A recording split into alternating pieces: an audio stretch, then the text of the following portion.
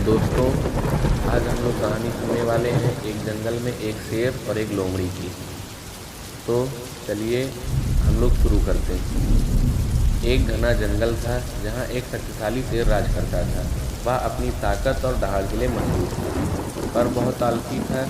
वह खुद शिकार करने की बजाय अपनी गुफा में आराम फरमाता था। जंगल में एक लोमड़ी थी जो बहुत चालाक और धूर्त थी। उसने शेर की इस कमजोरी को भांप लिया। एक दिन लोमड़ी के पास गई और हाथ जोड़कर बोली, महाराज, आप तो जंगल के राजा हैं। आपको शिकार करने की क्या ज़रूरत है? अपनी ताकत बर्बाद करने की क्या ज़रूरत? मैं आपकी सेवा में हाजिर हूँ। मैं आपके लिए शिकार का इंतजाम करूँगी। शेर ने आलस में आकर उसकी बात मान ली।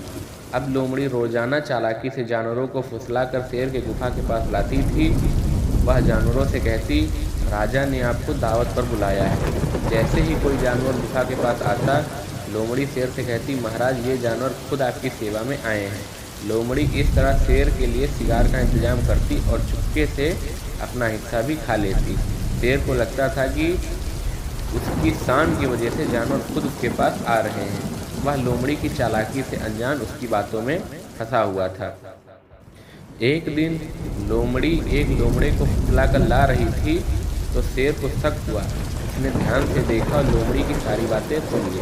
शेर को समझ आ गया कि लोमड़ी उसे धोखा दे रही थी और खुद भी उसके खाने में से खा रही थी। शेर को बहुत गुस्सा आया। उसने लोमड़ी को पकड़ लिया और धोखेबाजी के लिए उसे कड़ा दंड दिया। लोमड़ी अपनी गलती पर बहुत शर्मिंदा हुई। दोस्तों, इस कहानी से हमको यह सबक मिलता है कि इस घटना के बाद शेर को यह सबक मिला कि अपनी ताकत का सही इस्तेमाल करना चाहिए और किसी पर आंख बंद कर भरोसा नहीं करना चाहिए। और उसने आलस छोड़ दिया और खुद शिकार करना शुरू कर दिया। लोमड़ी भी उसकी चालाकी से बाज आ गई।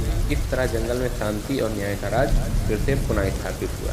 अगर आपको ये कहानी अच्छी लगी तो ऐसी ही और कहानियाँ सुनने के लिए हमारे चैनल को सब्सक्राइब जरूर करें।